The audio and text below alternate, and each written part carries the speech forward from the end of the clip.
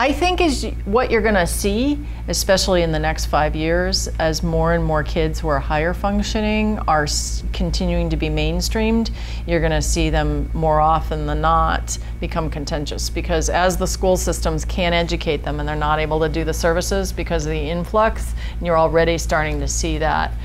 What you have is more kids who need services, but you don't have school personnel. You're already seeing that at the regional centers. I'm already starting to see a lot of kids who 5 years ago would have been classified on the spectrum who are higher functioning, who the regional centers say, no, this is not a kid on the spectrum. Has the act changed? No.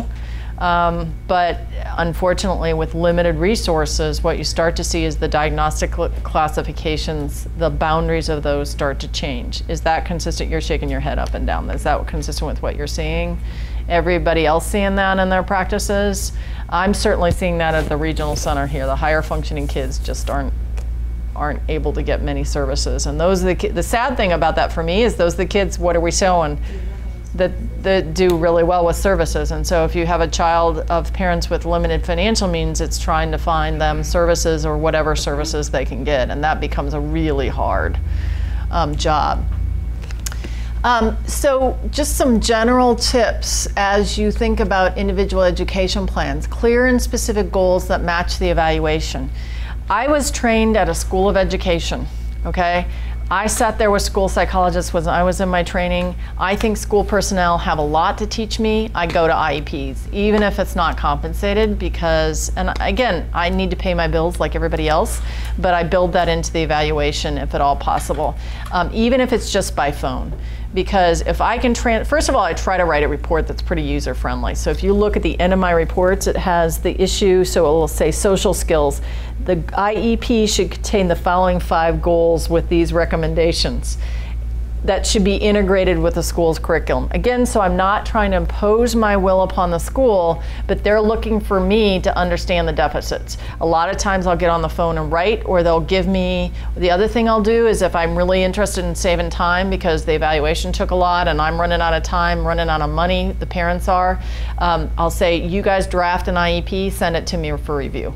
And then I'll come in and give comments on it. So a lot of times that's another way I can do it and try to save money.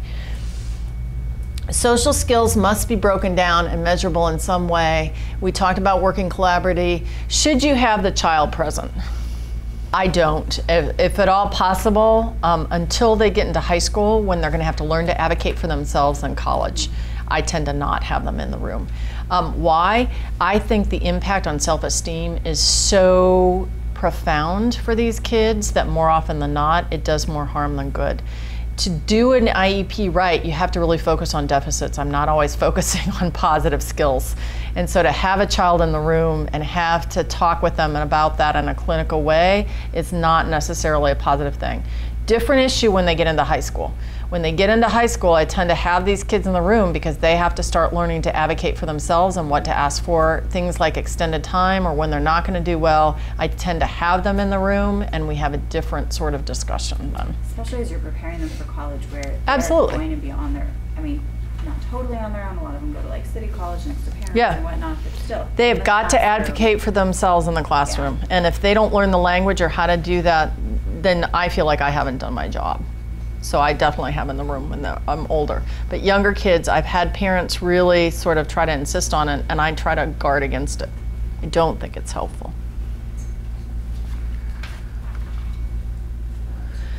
So California has one of the highest rates of filings for independent education evaluations and also hearings, almost by 5 times. In 2007 to 8, requests for dispute resolution in California totaled 3.9 per 1,000 special education students.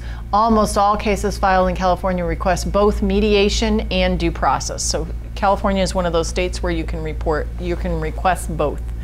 The most recent national numbers show that parents in school districts across the United States filed 2.1 due process requests and 1.2 mediation requests per 1,000.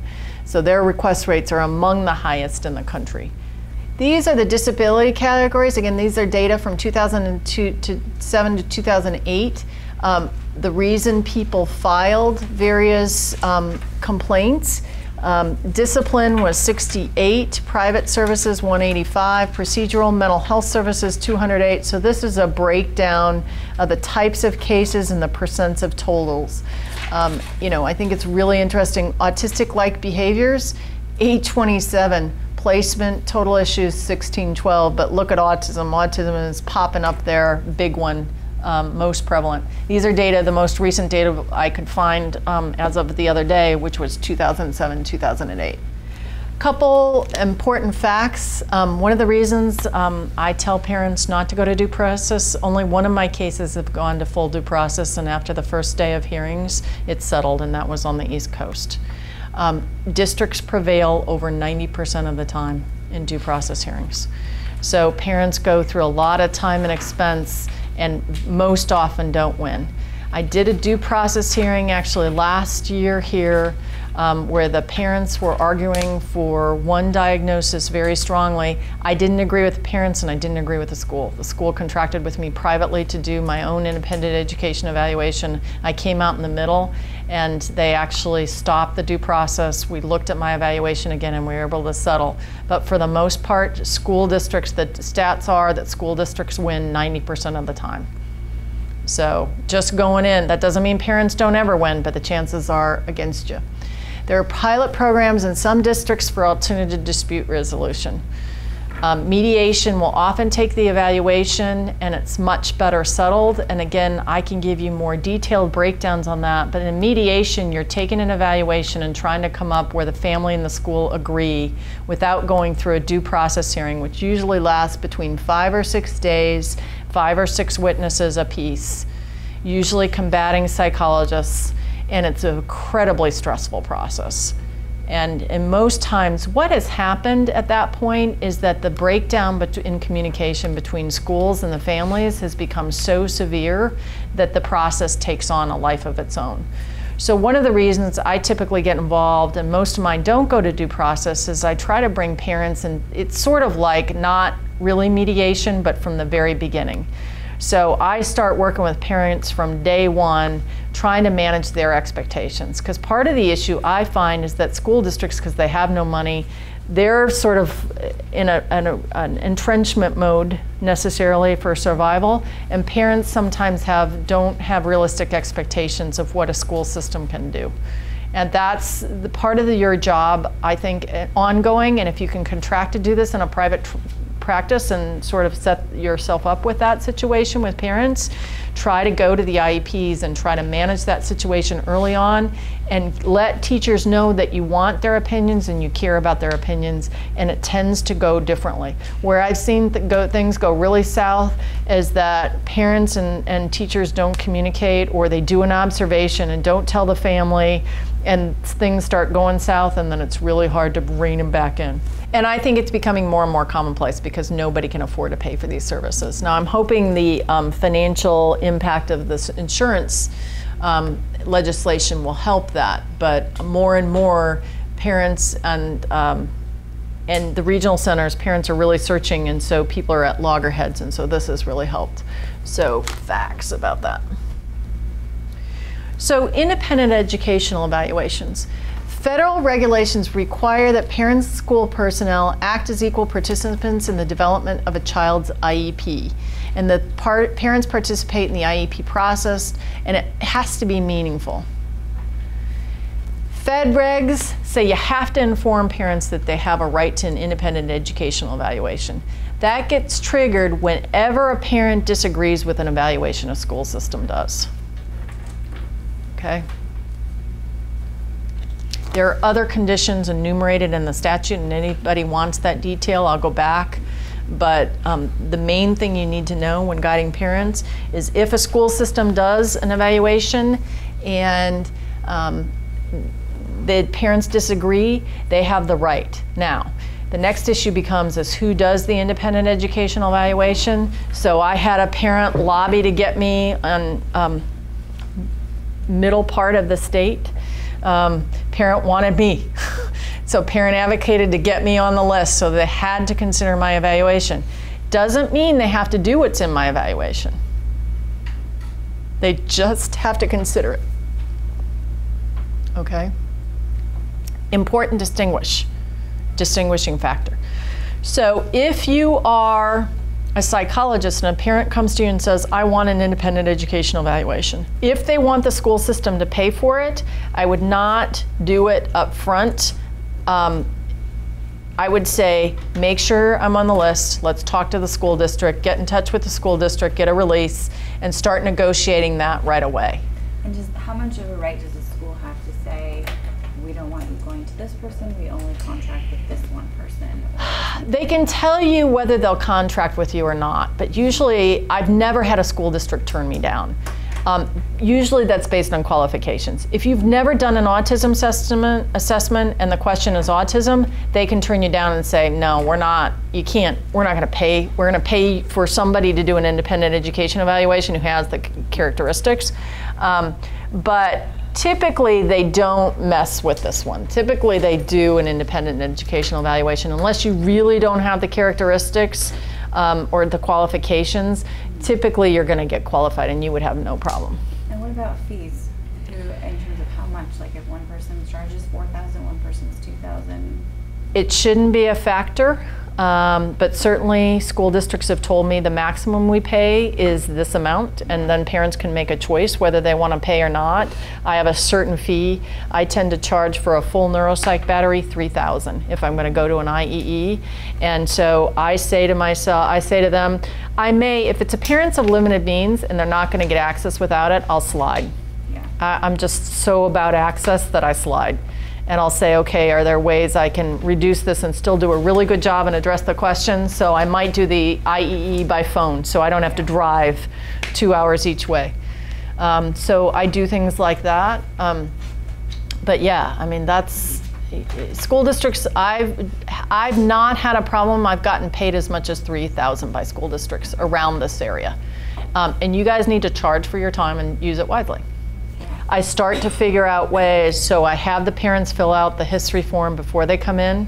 Yeah. I only ask questions that I have in the history form, so I figure out ways that I can get the information that's shorter. I do a lot more rating scales. My report is a lot of cut and paste. I use the WISC, and my computer report from the WISC, I use portions of that.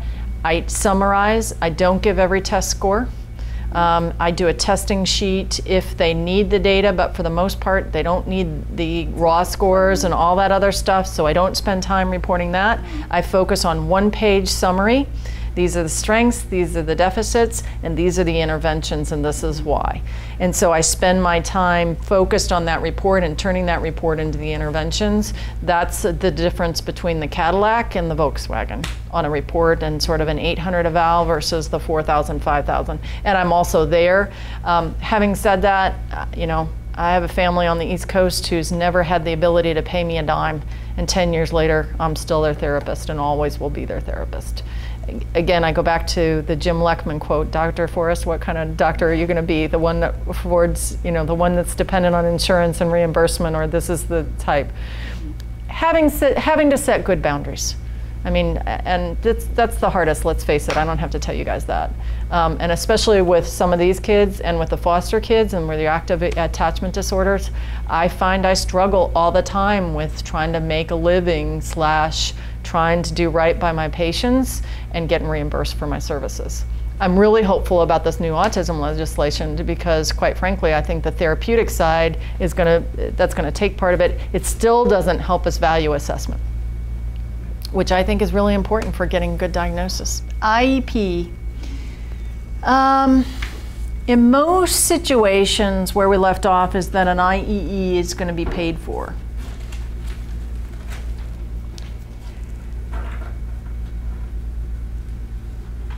If you have a situation, I've had it, where a school district simply refuses, that's when you start letter writing, okay? Now, we can talk about, when I write a letter as Bonnie Forrest, JD, PhD, that's a different letter than Bonnie Forrest, PhD writing the letter, right? And it's a different letter than if mom and dad write a letter. Typically, I don't write the first letter, okay? I can always come in and throw the ball over the gauntlet or whatever, you know, phrase you want to use later on. Typically, I have the parent write the letter and request the independent educational evaluation. Very rarely, even in this day and age of limited resources, when a parent writes a letter requesting, bless you. Very rarely in this day and age when I have a parent request an independent educational evaluation, do they not get it. I have not had a situation where they've downright sort of denied. The question is often who pays for it, or the school district will come back and I'm not on the approved list, and so the parent needs to get me on the approved list. But typically I send my CV, I talk to somebody on the phone, and I can get approved. I doubt that there's anybody here. Now, you may not get approved if you've never done an autism diagnosis before for an autism diagnosis evaluation, if that's what the school district's contracting for. But most of you are going to be overqualified, and they're going to have you let you do a diagnosis and get on the list.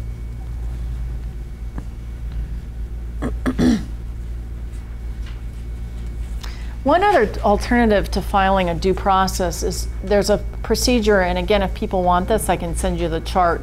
There's a process in California, and I have not used it yet, but you can complain to the Department of Education about non-compliance with the process as an alternative to due process. And that's another way to go, saying if the IEE didn't happen the way it should, or they didn't follow the process, or they didn't give the notice the way they should, that's another alternative here. And again, looking back at those statistics, understanding that 90% of the time the school district wins in due process, the more you can keep families out of due process, I think the better off everybody is.